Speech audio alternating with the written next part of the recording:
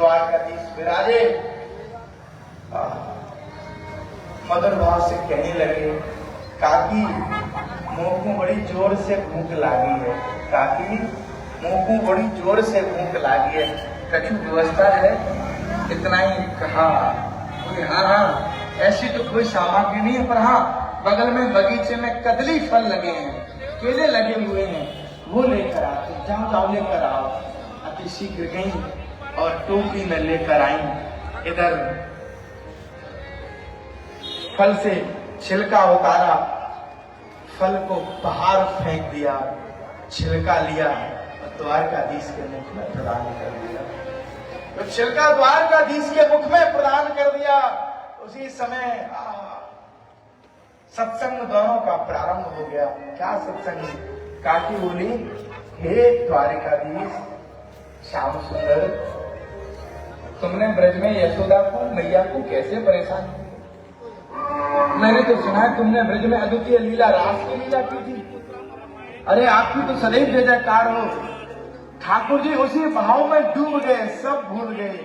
और बिजरानी जी छिलका मुख में दे रही हैं, पा रहे हैं।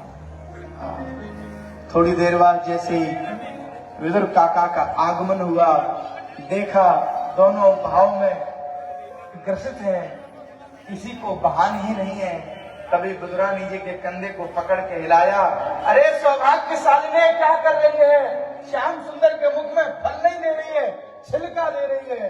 इतना ही तो कहा, भाव टूट गया, दोनों स्तब्ध हो गए। काका ने हाथ जोड़ के प्रार्थना की, हे द्वारकाधीश क्षमा करना, ये भाव में बह गई। एक काम करिए, क्या अब मैं आपके लिए माखन मिश्री लाया हूं, इसको पालो। जो माखन मिश्री मुख में रखी, रहा नहीं गया, भगवान ने कह दिया। काका सांची बात कहूं? हाँ बोलो। जितना स्वाद, जितना रस, जितना आनंद काकी के द्वारा केले के छिलकों में आ रहा था, आज माखन मिश्री में भी नहीं आ रहा है। श्री सूरदास जी वर्णन करते हैं, सबसे ऊंची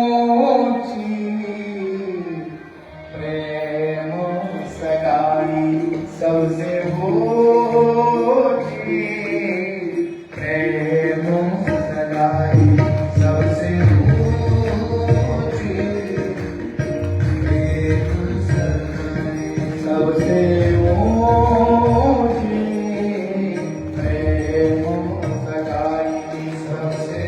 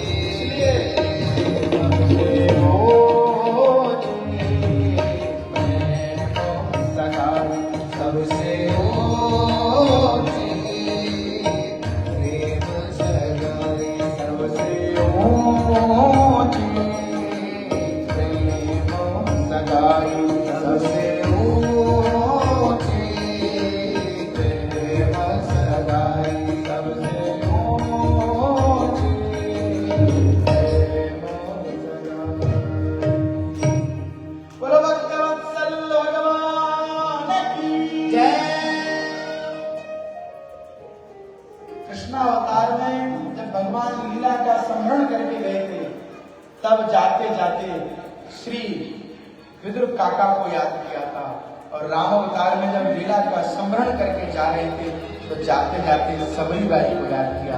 इन दोनों की बहुत बड़ी महिमा है और धन्य है। विदुर जी के विषय में क्या ही कहना है। उसी समय छोड़ करके वृंदावन में तब पधारे दो संतों का मिलन हुआ। एक में मैत्रेय उद्धव जी से मिलन हुआ ज्ञान मुद्री क्षेत्र में। तुम श्रेष्ठ, आपस में एक दूसरे की महिमा गाते हैं। संत ऐसा ही करते हैं, एक दूसरे की महिमा गाते हैं। तो संत मिलते हैं तो एक दूसरे को प्रणाम करते हैं, आपने देखा होगा, एक दूसरे को प्रणाम। श्रेष्ठ लोगों की पहचान यही है, एक दूसरे को प्रणाम करते हैं। उसी समय उद्धव जी ने कहा, हे विदुर जी, जाते जाते द्वारकाधीश ने आपको याद किया है और जो मूल साहित्य विषय है सुनाने के लिए वो जिम्मेदारी मैत्रेय मुनि को देकर गए हैं। आप जाइए, बद्रिकाश्रम जाइए, बद्रिकाश्रम में मैत्रेय मुनि विराजमान है, आपको वो सत्संग कराएंगे। विदुर जी मैत्रेय मुनि के पास गए।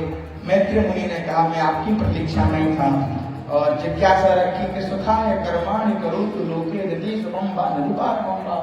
व्यक्ति सुख की कामना करता है लेकिन सुखी नहीं हो पाता। मैत्रेय मुनि ने कहा, कैसे सुखी होगा? एक पांव में कांटा लगा, वो निकल गया, तब तक तो एक दो दिन ठीक है, लेकिन क्या करे, कामना रूपी व्यक्ति दूसरा कांटा लगा लेता है।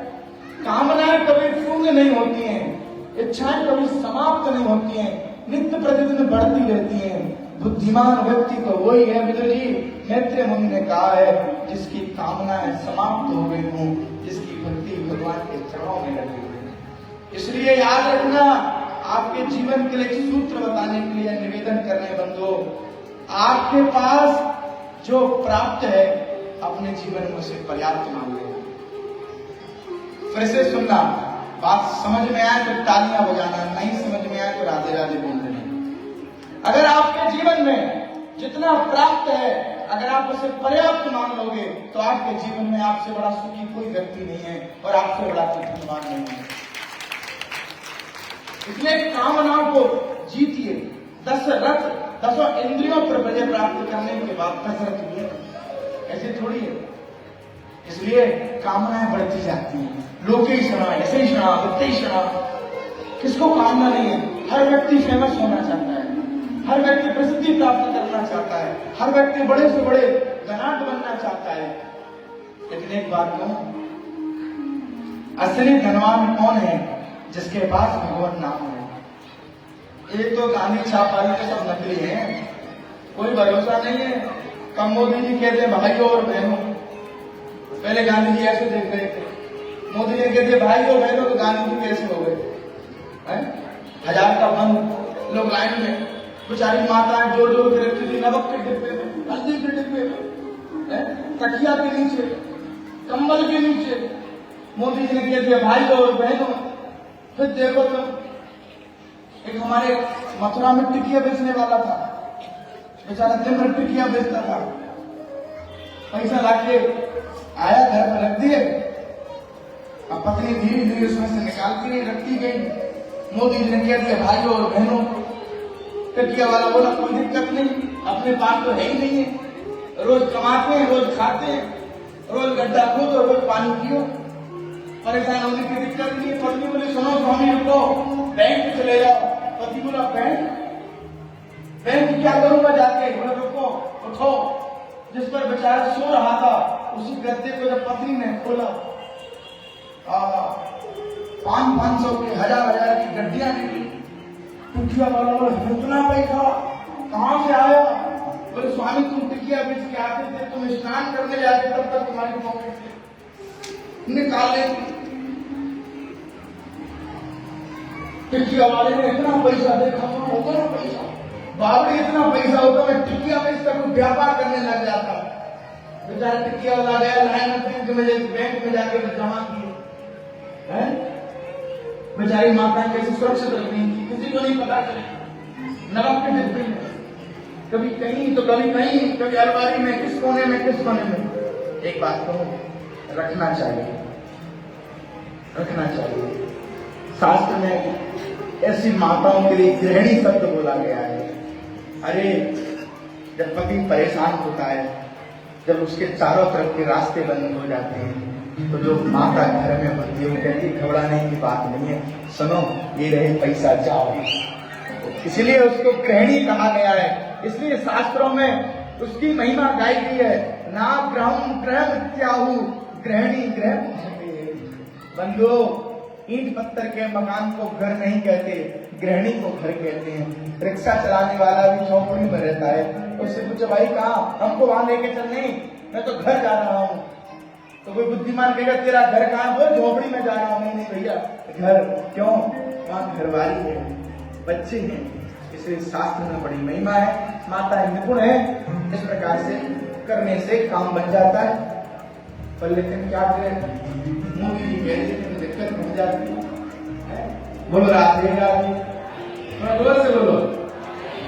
इसलिए विदुर जी, कामनाएं समाप्त नहीं होती है, अतृप्त ही रहती है। तो कामना कैसी? एक राजा के पास क्या था, बकरा। इतना खाता, दिन भर खाता। उसने आवाज उठाई और कहा जो कोई इस बकरे के उदर को तृप्त कर देगा उसको आधा राज्य दे दूंगा। क्या दे दूंगा? आधा राज्य। और बड़े बड़े नगर के धनाढ़ लोग आए, सबने कहा अभी हम लेके जाते हैं, आधा राज्य मिलेगा। सेठों ने काजू, पिस्ता, बादाम, अखरोट, अंजीर खूब खवाए। बकरा टन खा के मस्त आया। राजा ने जैसी लेकर आए, राजा के पास हाथ में रख के चने, फिर खाने लग गया। राजा बोला इसका पेट भरा नहीं है अभी। वहीं से महात्मा निकल के जा रहा, उसने देख लिया। महात्मा ने कहा इसका पेट मैं भरूंगा। नगर के सेठ बोले बाबा जी खुद का पेट भर ले, पहले खुद के खावे के लाले ना है, आपको पेट भरे वो। बोलो मेरी समस्या तुम्हारी ना है। महात्मा बकरे को ले गया, सांझ को लेकर आया तो सेठ लोग ले गए सबको, ये बाबा जी लाए तो बकरा ऐसा सूखा सा आया। सब बोले क्या हुआ, क्या हुआ? उसी समय राजा ने हाथ में निकाले चने, एक हाँ, और जैसे चने देख लिया उसे तो काले काले जामुन दिख रहे थे, उसे तो सुंदर सुंदर पकवान दिख रहे थे, क्योंकि दिन भर से कुछ मिला ही नहीं। आगे बढ़ा, खाने की तरफ जैसे तैयार हुआ तो उसने विचार किया देख तो लूं बाबा जी कहाँ है। जैसे उसने मुंह फेर के देखा तो बाबा जी डंडा लेके छोटा लेके खड़ा। उस बकरी ने मुंह फेर लिया। राजा ने कहा महात्मा की जाओ। महात्मा ने इसका उदर तृप्त कर दिया, मैं आधा राज्य से देता हूँ। महात्मा बोला सुनो, इस राज्य को मुझे नहीं, इन सभी धरा के लोगों को तो अपने राम को जा रहे हैं। राधे राधे बोल के महात्मा चलने लग गया। सेठों ने पाम पकड़ लिए, महाराज एक बात बताओ, ऐसा क्या खवा दिया आपने इसको, इसका उदर तृप्त हो गया। महात्मा ने कहा तुम सबने इसको खिलाया, मैंने खवाया नहीं। जब खाने को जाता तभी मारता सोता ही, जब ये खाने को जाता एक सोता इसके मोड़े में, एक सोता इसके मोड़े में। इसलिए जब इंद्रिय तुम्हारी कुछ मांगे, आंख चाहती है बढ़िया देखना, कान चाहता है बढ़िया सुनना है, नासिका चाहती है बढ़िया सुगंध लेना, जुह्वा चाहती है बढ़िया रस लेना है। ये पंच तन्मात्राएं इन सब में रचनाओं में लिप्त हैं, इन्हें चाहिए। पर महात्मा की तरह अगर शासन हम करने लग जाएं तो हमारी इंद्रियां भी शांत हो जाएंगी। उसे महात्मा ने जैसे ही डंडा मार मार के उसका उदर तृप्त कर दिया। नगर के सेठ समझ गए भैया अगर कामनाओं से विजय प्राप्त करनी है तो उसमें शासन करना पड़ेगा। क्या करना पड़ेगा? बोलो राधे राधे। विदुर जी ने मैत्र मुनि से सृष्टि क्रम के विषय में पूछा। 10 प्रकार की सृष्टि क्रम हुई और उसके बाद कर्दम जी का चरित्र आया। देवहूति जी के साथ विवाह हुआ। सुंदर भगवान कपिल के रूप में प्रकट हो गए। बोलो कपिल भगवान की। काम क्रोध को नष्ट करने वाले ऐसे कपिल देवहूति माता ने आसन पर बैठाया, अपनी जिज्ञासा रख दी और भगवान शांति के माध्यम से अपनी माता देवहूति को ज्ञान दिया। ऐसे कपिल भगवान को प्रणाम करते हैं। आगे सती चरित्र आता है। दृढ़ता का निश्चय, निष्ठा के प्रति। और देखिए भगवान शंकर का दरबार कैसा है, ऐसा घर ऐसा दरबार सबका होना चाहिए। एक सुंदर तालाब है जहां शेर भी जल पी रहा है, जहां चूहा भी पी रहा है, जहां सांप भी पी रहा है, सब एक दूसरे आनंद ले रहे हैं, मोर भी है। जीवन में व्यक्ति को ऐसा ही होना चाहिए, दोष मुक्त और कामनाओं से मुक्त, आदि व्याधियों से मुक्त, और सबसे बड़ी बात भगवान का भक्त होकर रहना चाहिए। ऐसे कैलाश को हम प्रणाम करें, क्योंकि कैलाश की महिमा बड़ी लंबी है। थोड़ा सा वैसे हम खींच दें, क्योंकि कल के लिए सरल हो जाएगा। क्योंकि कल क्या है? कल क्या है? बोलो, थोड़ा जोर से बोलो। तो कृष्ण जन्म है तो थोड़ा जोर से तो बोलना पड़ेगा। आगे दृढ़ता का निश्चय है। भक्त ध्रुव की कथा आती है, 5 वर्ष की अवस्था में भगवत प्राप्ति कर ली।